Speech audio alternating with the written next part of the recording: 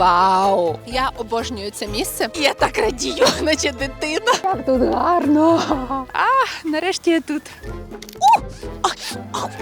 Я хочу запросити вас разом зі мною піти по слідам книги Дена Брауна «Таємниця таємниць». Ден Браун – суперпопулярний письменник у світі. Всі його попередні книги були бестселерами. Я обожнюю Дена Брауна. І осінню вийшла його нова книга «Таємниця таємниць». Я її прочитала просто, знаєте, отак от, як проковтнула. І мені дуже захотілося подивитися в Празі всі локації, про які говорилося в книзі, де ходив Роберт Лангдон і Кетрін Соломон, де вони розгадували свої чергові загадки. Якщо ви любите читати, якщо ви любите Прагу, якщо ви любите Дена Брауна, все це не йде, так? Якщо ви любите мене, ні, полюбите. Я запрошую вас подивитись Прагу разом зі мною.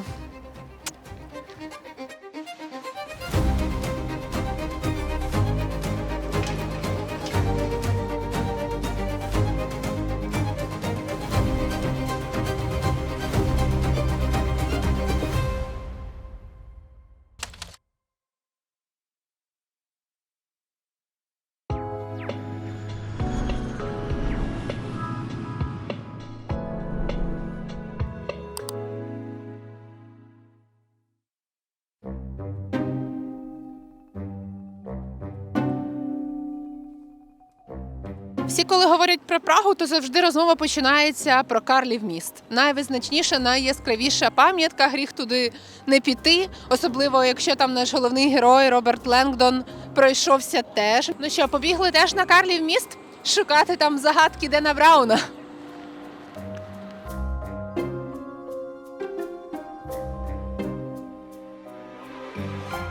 Там видніється вежа. Вона називається Петшін. На цій вежі наш професор шукав Кетрін після отримання загадкової записки. Там у них була погоня, там був такий екшен.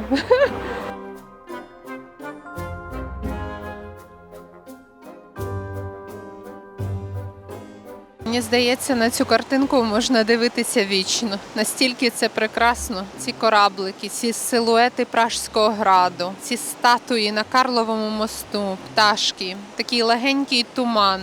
Мені тут настільки гарно, що просто шкода навіть іти.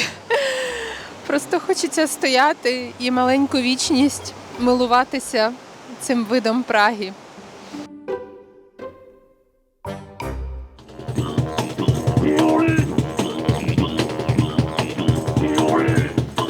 Ось такий от туристичний рай. Такий нормальний натовп, як в київському метро у час пік. У мене відчуття, що мене зараз цими хвилями людей просто винесе прямісінько у Волтаву. Не раджу в такий час сюди приходити. Сприйняти якусь красу надзвичайно важко.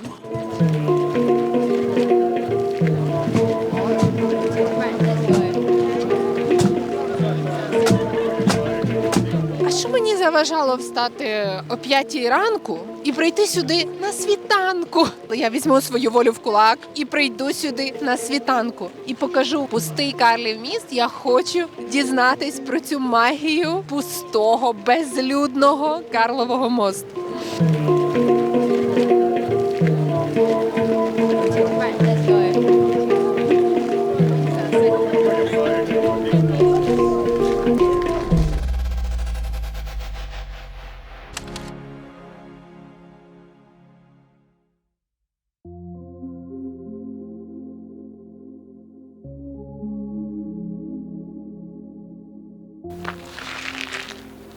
Сама на Карловому мосту унікальний момент життя, тому що він в Празі завжди переповнений, багатолюдний. Але о 7 ранку тут пусто! Ніби вся Прага тільки для мене.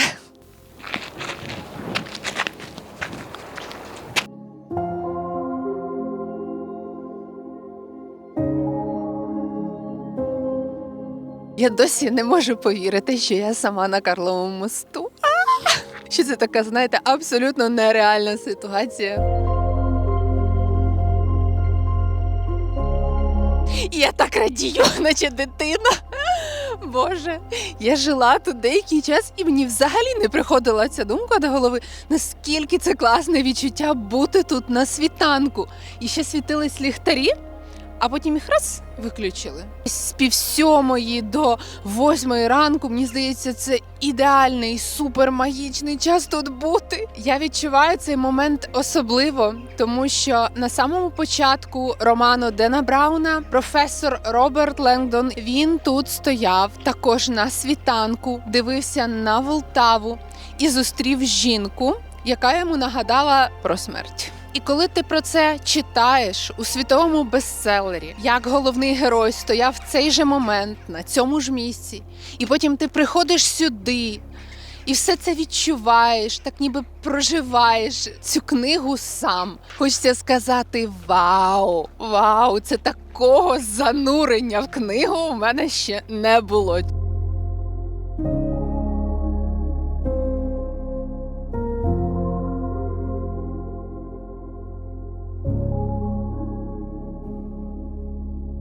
Прага по праву вважається однією з найбільш містичних столиць Європи. Вона окутана всілякими загадками, легендами про алхіміків, про еліксири вічної молодості. Тобто, це місто, воно ніби дихає містикою. Я обожнюю Прагу. Був час в моєму житті, коли я жила тут. Почала говорити чеською. Але, знаєте, мене врятувала в Празі англійська мова. Тому що я на той момент не знала чеської, я не могла знайти роботу. І тільки з прекрасним знанням англійської мене взяли до міжнародної корпорації на гарну посаду. Ця вся історія до того, що інколи абсолютно неочікувано вас може врятувати саме знання мови в якійсь складній ситуації. Тому я б хотіла сказати, що, людоньки, вчіть англійську мову. А якщо є сумніви або не знаєте, як ту, Боже прости, англійську вивчити, існує чудова онлайн-школа англійської мови Savvy Language School. Чому я рекламую цю школу? Чесно, тому що її очолює моя найкраща подруга. А з промокодом «Бачу-бачу» ви отримаєте знижку на перший урок.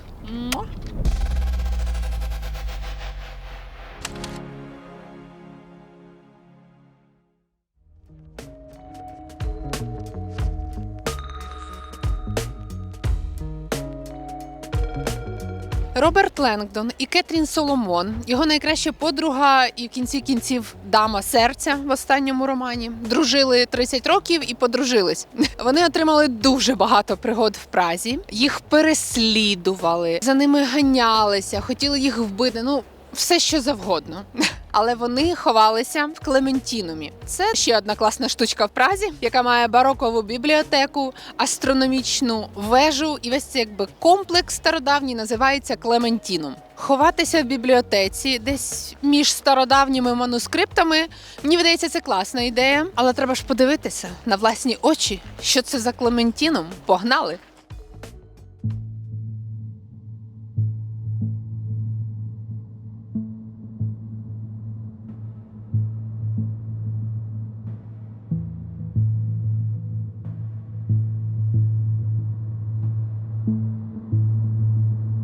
Я зараз знаходжуся в Клементінумі, одна з найгарніших бібліотек у світі, як сказав наш гід. Саме тут ховалася Кетрін Соломон від переслідувачів за її рукопис про людську свідомість, за її неймовірне дослідження. І саме тут бігав по цьому залу Роберт Леңдон, шукав Кетрін і, звісно, знайшов. Саме тут розгадувались таємні коди. Цій бібліотеці більше навіть 200 років, вона з 18 століття. Тут зберігаються мільйони древніх манускриптів. Реально, я в шоці, я просто в шоці, де я. Тільки подивіться на цю стелю.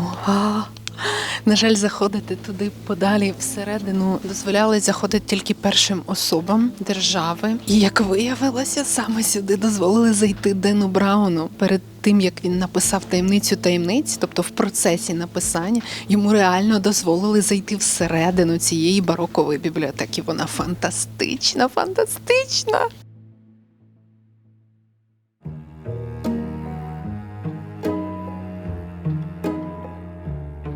Якщо у вас клаустрофобія, то по таким вузюсіньким, малесеньким просторам краще не ходить.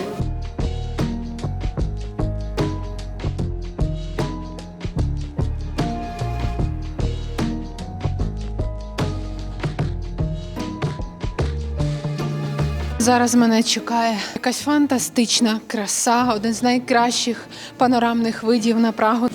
Боже, тільки подивіться, які круті сходи. О май гад, це як треба задирати свої ножки. Нічого, щось задерем.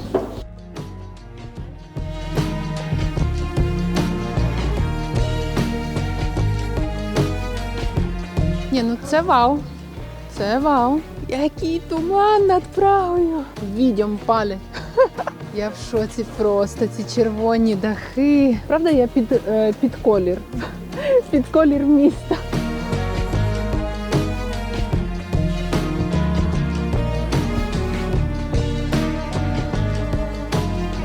Я просто в шоці, як тут гарно. Мені хочеться кричати, пищать, я не знаю. Всі краєвиди показала. Дена Брауна розхвалила. Покричала, попищала, пострибала, має бігти.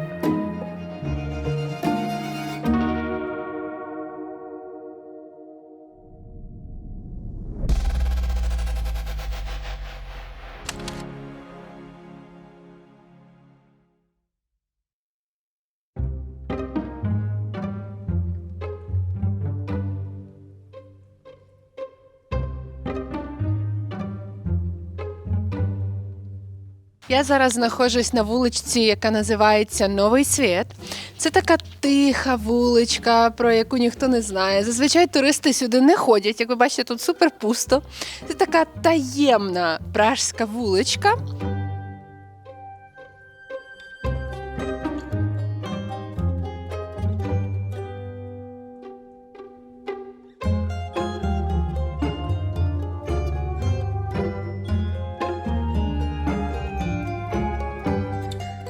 Навіть моя пражська подружка каже, що вона не завжди знала про їх існування, хоча вона тут народилася в цьому місті. І тут реально немає людей. Взагалі, якщо хочеться такої супер автентичної Праги, без людей, без натовпів, я думаю, Новий Світ – це ідеальне місце.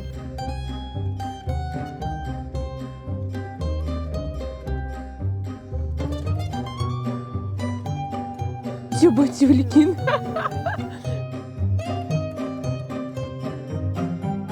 Зараз позаду мене в костелі вже б'ють дзвони. Цей звук, він ніби проходить крізь мене.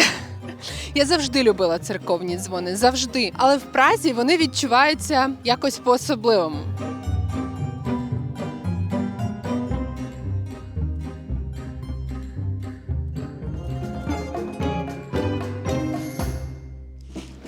Боже.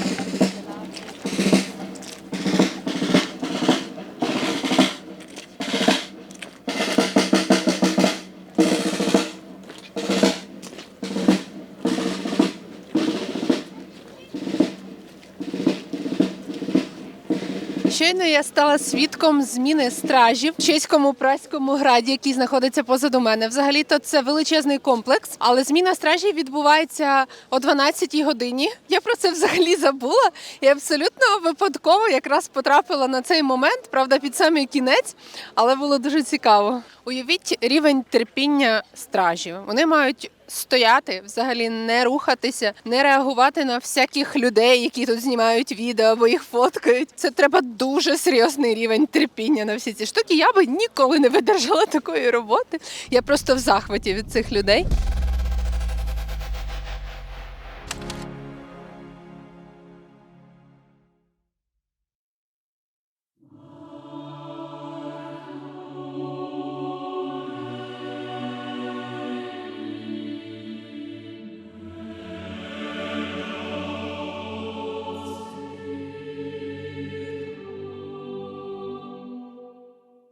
Я в соборі Святого Віта всередині. Тут нереально красиво. Просто нереально красиво.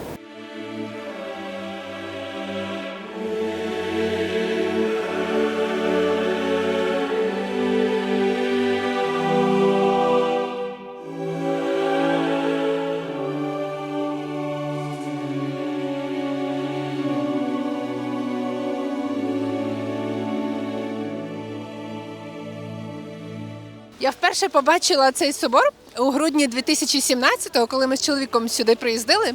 І він тоді мені зробив пропозицію руки і серця. Тому для мене це має виняткове значення. Я обожнюю це місце. Був час, коли я жила в Празі, я часто після роботи сюди приходила, чисто там на лавочках посидіти, помедитувати, подумати про життя, просто порозглядати деталі цього собору. Мене якось це настільки заспокоювало. Середньовічна архітектура, вона має якусь терапевтичну силу щодо мене і щодо моєї нервової системи. Собор будували протягом 600 років. 600 років, Боже. Це взагалі скільки поколінь, генерацій людей приймали в цьому участь. Я коли про це думаю, просто 600... Але ж збудували, бачите?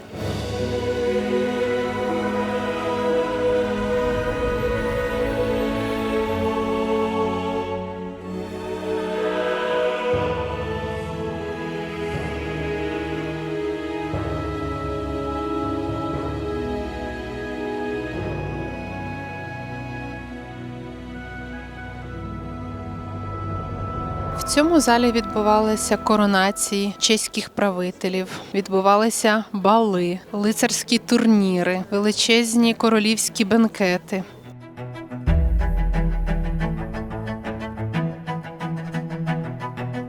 Корона короля Вацлава. Загадкова, містифікована, супердорога, захована за 7 замками. В буквальному сенсі, не в метафоричному. Вона знаходиться в таємній каплиці в соборі Святого Віта. Тільки 7 людей, перших осіб держави, мають ключі до каплиці, де ця корона зберігається. Ніхто не має вільного доступу, не може в будь-який момент її подивитись, тільки репліка виставлена на показ. Хто ж ці 7 героїв? Президент Чехії, архієпископ Празький, прем'єр-міністр, голова Сенату, голова Палати депутатів, декан капітули Святого Віта і мер Праги.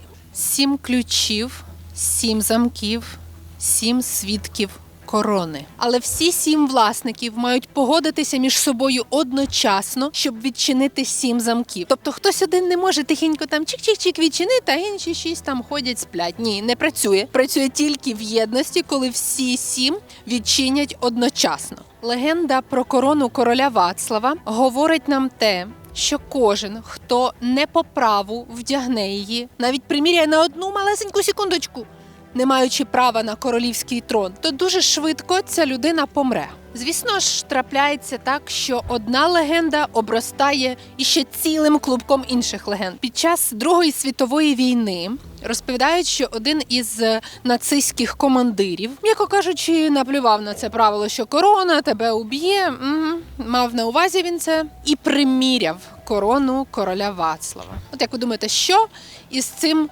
німецьким офіцером стало, коли він її приміряв? Помер протягом 1 тижня.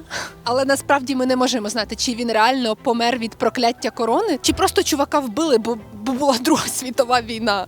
Він міг померти з будь-якої іншої причини. Але я дуже люблю оці всі теорії, оці всі прокляття, легенди. Це просто моя тема. Це моя тема, тому я вірю, що цього нациста убила корона короля Вацлава. Можливо, прокляття все-таки існує.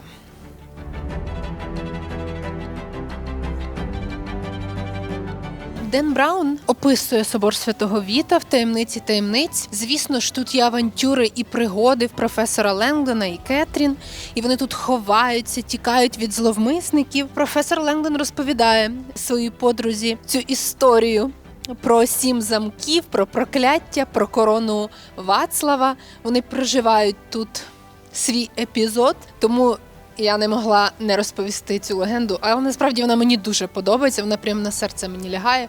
Оці всі легенди, міфи – це просто Прага.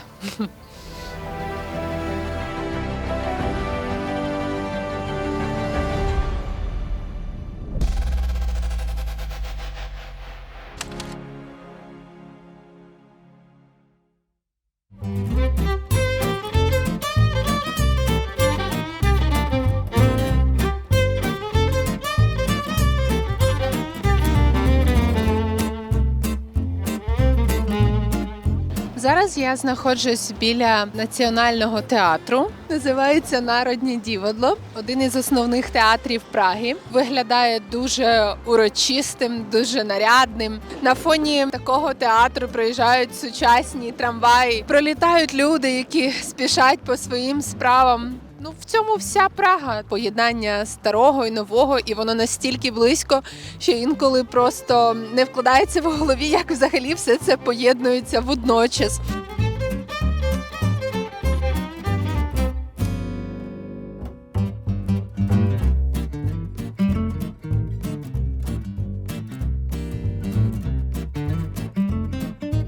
І коли я приїжджаю до Праги, то тут час ніби застиг. Позаду мене знаходиться Орлой, дуже відомі празькі куранти, астрономічний годинник, який досі, у 2026 році ще досі працює і показує правильний час. Уявіть собі, уже багато-багато сотень років підряд. І коли я дивлюся на ці куранти, оці роздуми про книгу, про таємницю таємниць, що щось в цьому світі може бути вічно. І Ден Браун також пише про речі, які не змінюються, тобто про вічність. В Празі існує легенда про голема, якого створив із глини з берегів Волтави єврейський рабин, тобто священник, для того, щоб він захищав людей від всілякого зла, обороняв їх. Рабин надавав йому прикази, вказівки, що потрібно робити. Я думаю, голема всі бачили там в фільмах, в різних коміксах. Оця величезна фігура, Кінг-Конг такий, з глини 2 ока. У нього на лобі було написано слово «емет», що означало в перекладі «істина». І з часом голем вийшов з-під контролю рабина Лева, і все пішло не так. В принципі, як і буває з всілякими Франкенштейнами і з оживленими істотами, як на мене. В Празі є такий невеличкий монумент на пам'ять про голема недалеко від Клементінума. Він виглядає не настільки величним, страшнючим, загрозливим, як міг би бути голем, якого ми знаємо з фільмів чи коміксів. Люди труть йому там щось, не знаю, око, чоло, щоб, звісно, виконав бажання. Ден Браун не міг це пропустити. Він також став одним із головних героїв роману «Таємниця таємниць», але там голем був як звичайна людина, в душі якої поселилась ця істота. Звісно, коли голем вийшов із-під контролю, рабин Лева мусив щось з цією ситуацією зробити, і він його ніби як зачаклував, приспав назад. Стер йому одну букву з чола, і там уже виникла не істина, а смерть, і він був із глини, і нібито як розсипався. Але тут є ще одне велике «але». За віруваннями, голем не мертвий, його просто приспали, і рештки зберігаються на горищі старонової єврейської синагоги в Празі. І туристів на те горище не пускають, тобто це достовірна інформація, їм туди зась. Ось так живе легенда.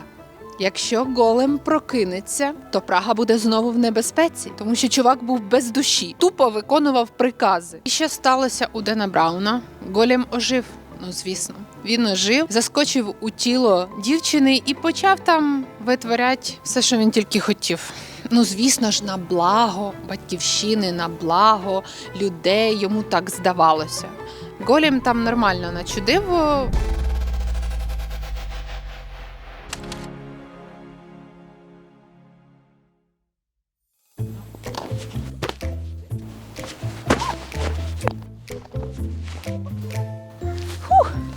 Парк Фоліманка – це таке дуже неочевидне місце в Празі. Це не Карлів міст, там не собор Святого Віта, не Пражський град. Це просто такий тихий, непримітний, знаєте, парк, про який далеко не всі знають. Я навіть своїм чеським друзям сказала, що я поїду в Фоліманку. Вони типу, що?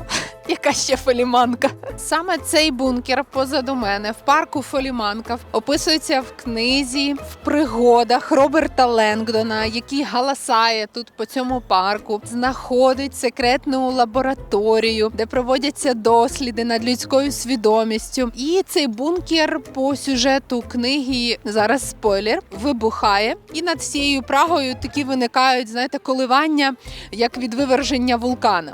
Я уявляла собі цей бункер, якщо чесно, якимсь таким величезним, якимсь таким епічним. А тут така маленька бурулька над землею, і причому розмальована, звісно, графіті. Але мені здається, що насправді Фоліманка і прихована таємна лабораторія під низом парку, в підземеллі, в бункері, в бомбосховищі – це є така дуже яскрава риса, особливо для романів Дена Брауна. Ауч! Я була на презентації Павлюка, і він говорив про неочевидне зло у своїх творах. Мені здається, що у Дена Брауна теж присутня ця історія про неочевидне зло. І саме тут, у підземеллі парку Фоліманка, близько до центру Праги, неочевидне зло по сюжету і приховане. Лабораторія заборонена, таємна, але інколи мені здається, щоб знайти якийсь спокій, можна приходити в такі місця, не перенасичені туристами, взагалі ніким не перенасичені. Практично сьогодні цей парк пустий.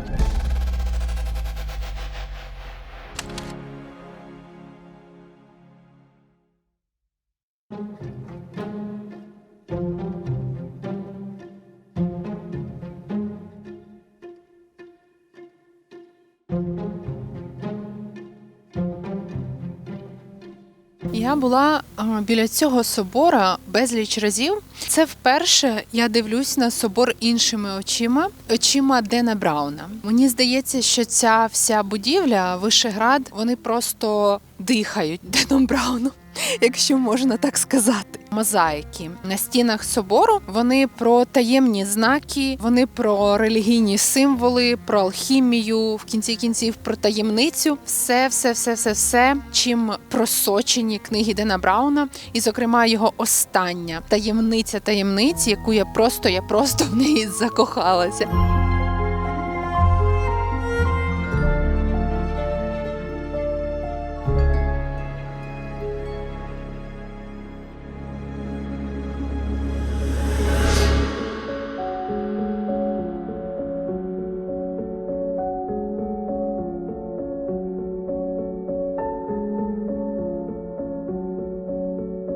Але ж є відчуття містичної Праги, правда? Коли це перед очима. Навіть, мені здається, коли взагалі не віриш в жодних богів, ні в яку магію, прям в жодну містику. Але все одно десь в душі щось закрадається, що якісь ангели і демони, якісь істоти, якісь загадки, вони живуть в таких соборах. Найцікавіше в таких соборах, що тут іще поруч є кладовище. Біля нього таке дерево, як з фільму жахів. Ну, чомусь саме такі дерева ростуть біля кладовищ.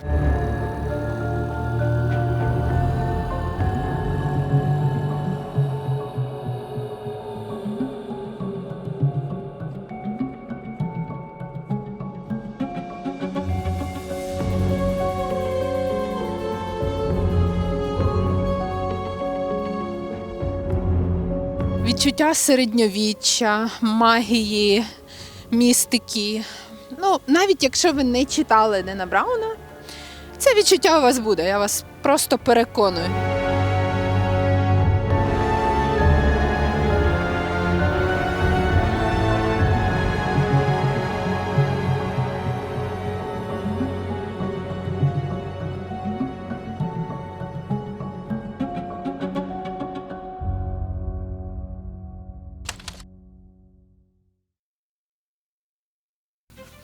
Завершується моя чарівна мандрівка Прагою, місто мого серця.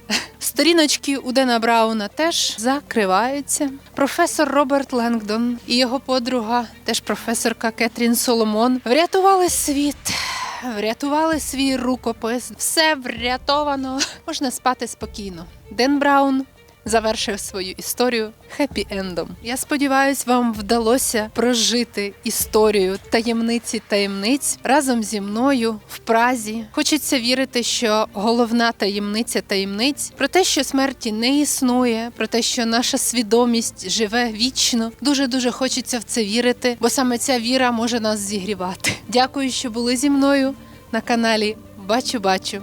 З вами була Леся Фетісенко. Побачимось!